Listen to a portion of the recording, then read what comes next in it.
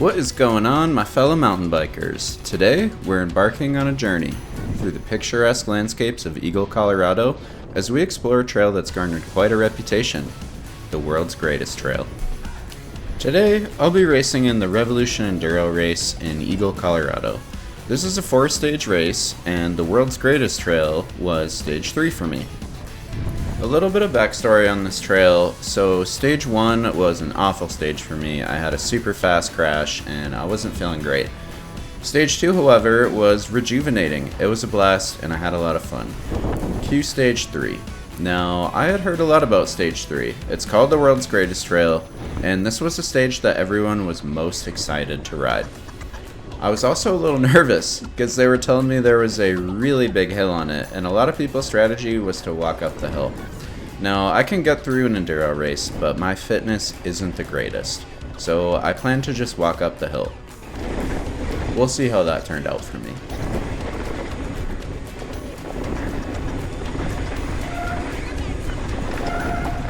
Like I mentioned before, the world's greatest trail is in Eagle, Colorado. Now, Eagle, Colorado is out there. It is in the mountains, and not a whole lot of people ride out there. It probably goes without saying that this is definitely not the greatest trail in the world. What makes this trail fun isn't the extreme rock gardens, the massive jumps, or the insane speed. What makes this trail fun is the experience. You are out there. You are surrounded by the mountains. It is beautiful. Thank you so much. Oh, sorry. Don't be fooled though. There are parts of this trail that are quite tricky. Most notably, the loose and steep sections in the middle of the trail.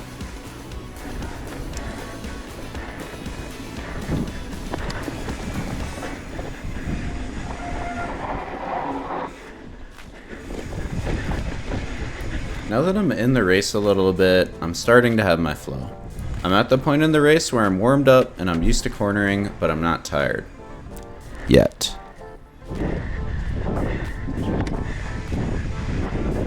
Although, those are some heavy breaths I heard there.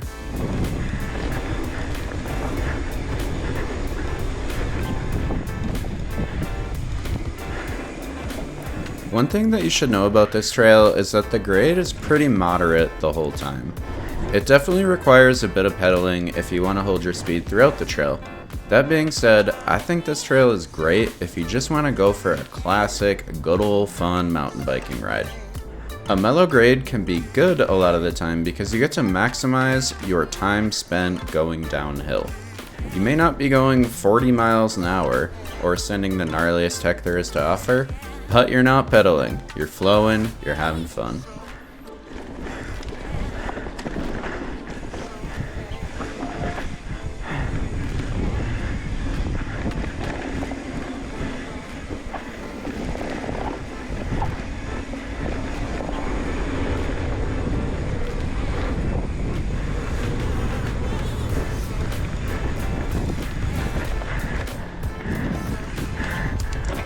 Here's that menacing hill that most people online said they'd be walking.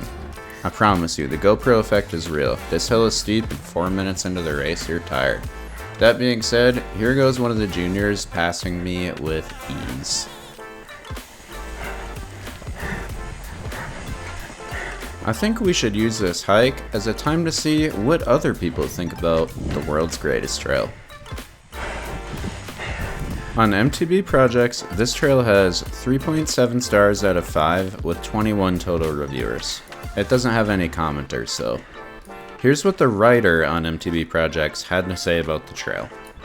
After some fast, flat initial riding, the first downhill section is quite steep with lots of loose rocks. It's short and definitely the hardest part of this trail, so if you don't like it, don't despair. After that, the trail is firm dirt all the way. You'll drop down very steep but very tacky dirt, only to ascend the same, though generally shorter, hill on the other side of the ravines and ridges several times. Super fun to build a ton of speed where you have a clear view of the runout and launch up the hills after screaming down one. Don't panic and don't lock the brakes. Near the end, you'll pass Elmer's on the way to Pole Road. This last stretch through the valley bottoms is fast and full of whoop-de-doos that will put a smile on your face, although I was very tired during them.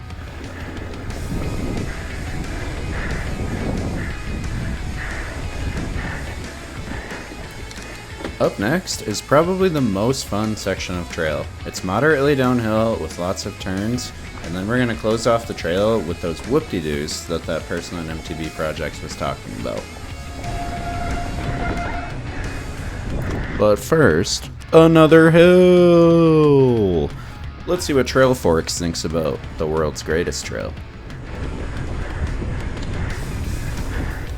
So Trail Forks has this at 4.4 stars out of 5 with 8 reviewers. It's kind of odd. Usually Trail Forks has more reviewers than MTB Projects. That being said, there are 2 comments that we get to look at. Let's enjoy this downhill first though.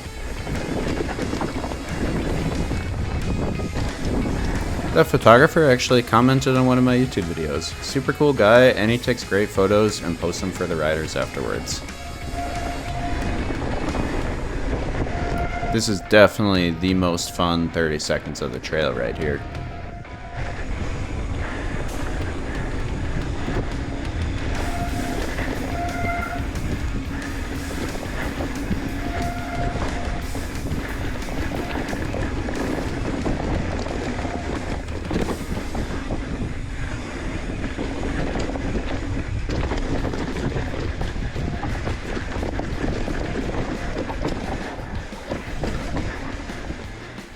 This part is pretty dang steep and definitely the hardest part of the trail in my opinion. That being said, I don't think it pushes it anywhere near double black territory. This is firmly a black.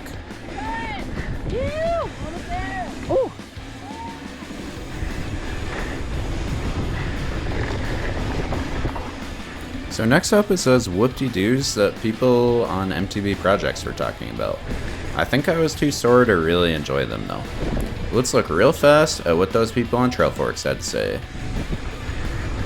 Alright, person number 1 said that this trail is rocky and chunky, but it's fun, and the person 2 said he saw someone pedaling up and it was scary. Nothing too crazy in the comment section today. Phew! Let's get back to riding.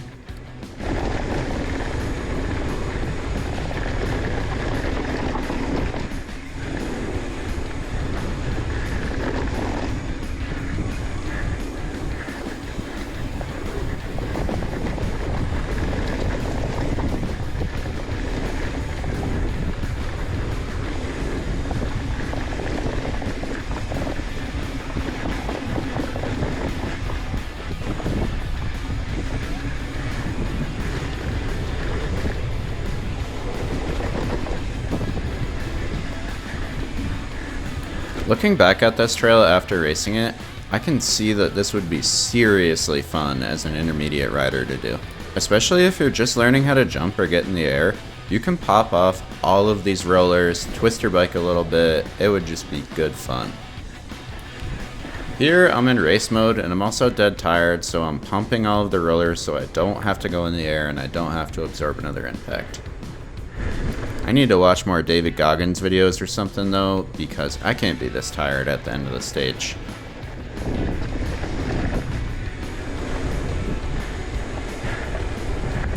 The craziest part about Eagle is that you are in the mountains. Like, look at this view. It's just sand-capped mountain after sand-capped mountain. Really cool.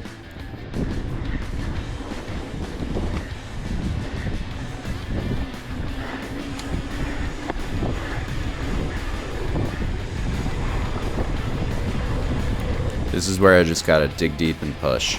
Funny enough, in this race, it wasn't the legs or the arms that got me, it was the back. I've been working really hard on stabilizing my back and strengthening my core, and it's been paying dividends in races later in the season. For example, I just had a race at Keystone one weekend and Snowmass the next weekend, and I did awesome in both from a fatigue perspective. It was actually my arms that were giving out first in those races.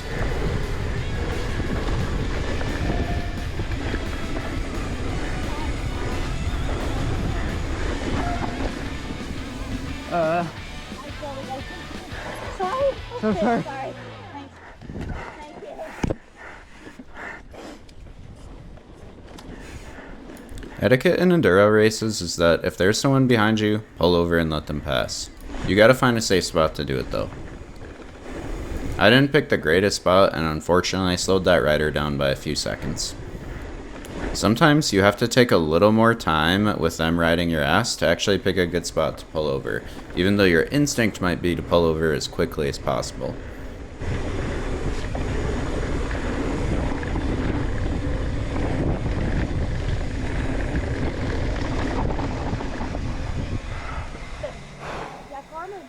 Woo! Nice, dude. Y'all are fast, man. I thought this was going to be the stage where you didn't pick me off. Oh I God. got Dude, so she's close. so She got me quick. from like a minute from the end. I'm like, shit, I haven't heard her voice yet. I might have this one. If you made it this far, thanks so much for watching the video. Please consider liking and subscribing to help out the channel and let me make more videos. It costs you nothing and it helps me out a ton. Peace.